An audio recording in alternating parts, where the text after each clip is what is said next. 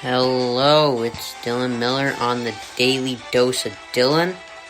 I will be covering all these NBA stuff. I will be talking about the coaching positions and who I think is the best fit there. I'll also be covering the biggest news across the football and basketball league. Alright, so Kyrie is still not showing up for the Nets. What we have to do is, we have to stop pointing fingers all over the place. Harden's, out here pointing fingers, but what we really gotta look at here is the fact that he had the second best roster. I thought they had the second best roster in the league a couple years ago. Right behind Golden State, because obviously no one's going to beat them. CP3 was probably a perfect backcourt partner for James Harden, because he's selfless and passes the ball. And Harden, all he wants is the ball. So, sorry if the audio kind of cut out there.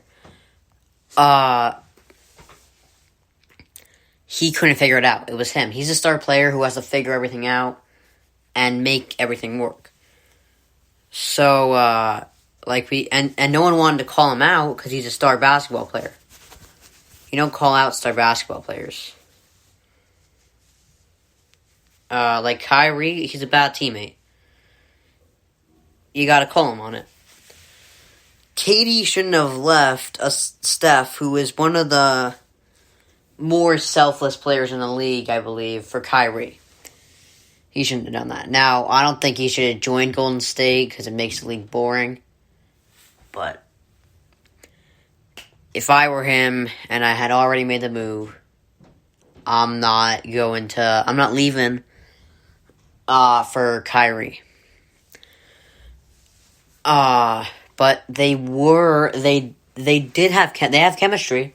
Him and Kyrie, I can see, they're friends and all that. That they want to team up. I can definitely see that. But you do also have to think about the reputation Kyrie had. He created it in Boston. KD probably would have hit the jackpot staying in Golden State. Because he was out for the entire year, and they had a second overall pick. They got James Wiseman, my bad. A very talented center. Clay's coming back next year. He has Curry. Their only weakness is power forward. The Rockets with Harden have signed plenty of great players in the past. It's like I said, CP3 was a great fit for him, and they signed a lot of good role players like Ariza. Gordon was 3-and-D. Ariza was a good defender. PJ Tucker can shoot when he wants to.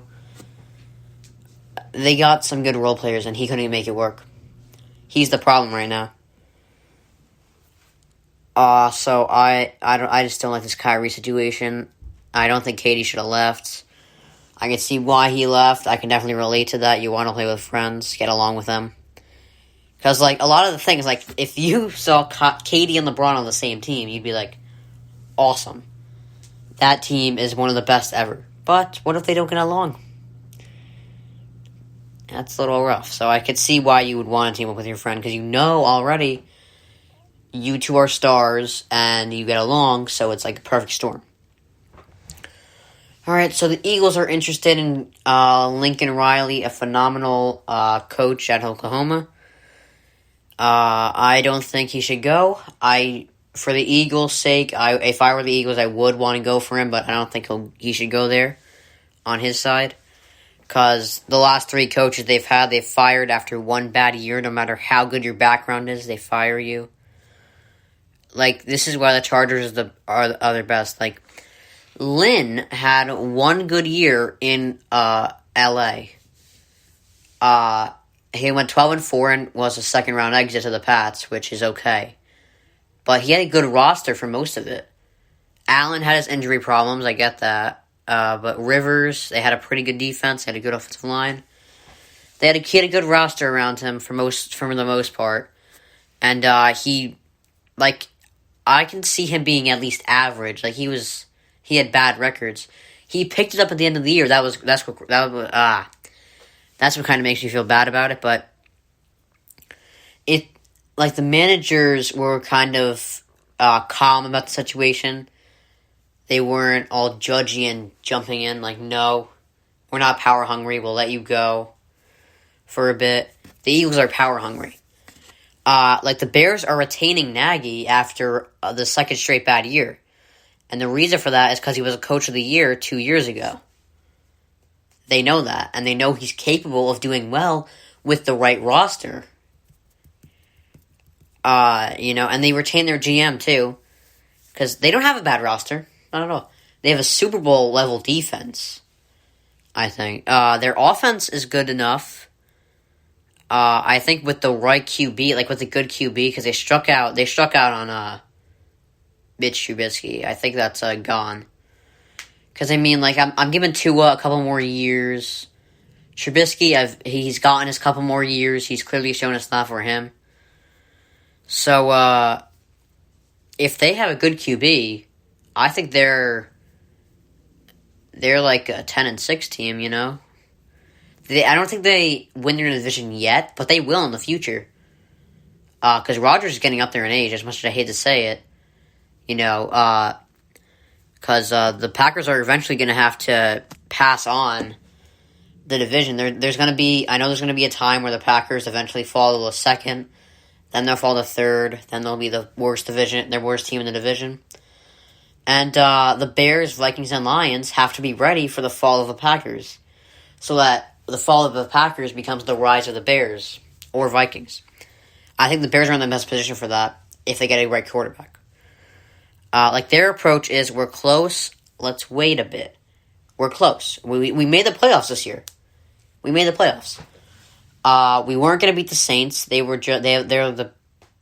just really good. But we can beat them in a couple years. They're going to have to reset at quarterback soon. If I'm Riley, I'm politely saying no. The Eagles do have their strong suits. It seems like Wentz is staying now that they retained or fired Peterson. I just don't think it's a good place right now. I can see why some people do, though. It makes sense. Alright, so Dolphins players don't seem to like Tua as much as the front office does. Now, like I said, Tua doesn't appear to be special, but it's his rookie season. So it's a little, I think it's a little early to start being like, hold on, whoa, Tua, terrible. No. The problem is, as a player, you can't fool any other players. They know who has it and who doesn't. I've heard players say, they know players after 3 or 4 practices. So that does change my mind about Tua a little bit, that the players, they're not like coaches, they're not good coaches, but they can see a player quickly, and they're saying Tua isn't that good. So I can, and like I said, it might be a quarterback issue, because they got a great defense, great special teams, great coaching. So it's a little tough to believe it's not a quarterback issue. I'm going to give it a time, though. Still giving it a time. Alright, time for recent news. Alright, so former wideout Andre Johnson says Watson should stand his ground. He tweeted that. And I don't know, I don't have the full tweet with me, but if you go read that, it's a pretty elaborate one. And for a quiet and classy guy like Andre Johnson, who doesn't get involved, by the way, to say that it says something about where the Texans are. Basically, like, I think the Texans are like maybe the second worst coaching position. Like, worse than the Eagles. The worst is the Lions. The Lions have the worst coaching position there. The problem is you don't know what's wrong. Well, I mean, you know what's wrong. It's a bad... the problem is it's like a big question mark, and they're just, like, not a good team. Like, the Seahawks are a good team. There was just a question mark there, and that's what led to them losing. They're worse coaching position than the Eagles right now, though. Alright, so the Seahawks fire their offensive coordinator. And I don't mind this move, but Pete Carroll is playing this horribly wrong. He said he wants to run the ball, but you can't draft. But if you want that, you can't draft a Rashad Penny and expect to get much. You know, Chris Carson seems good. He does. But it's not a sustainable offense right now. That's what went wrong in the postseason.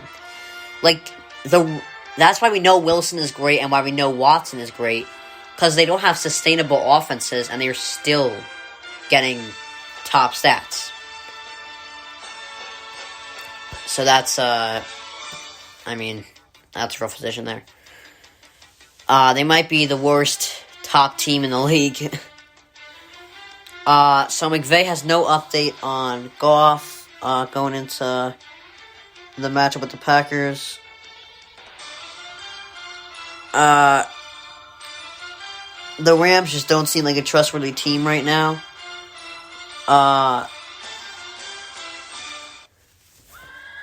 So I don't know, because like Donald has a question mark right now. And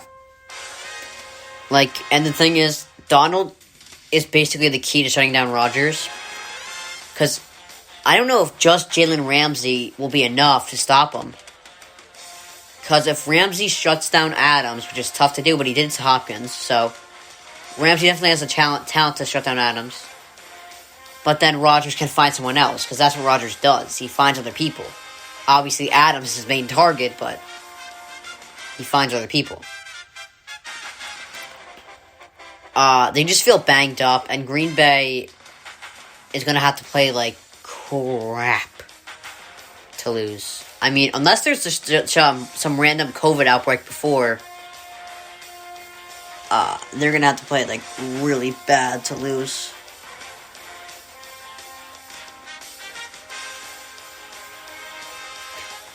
And really, Green Bay has only had 2 bad games. They've been almost flawless. They had a bad game against Minnesota and a bad game against the Buccaneers.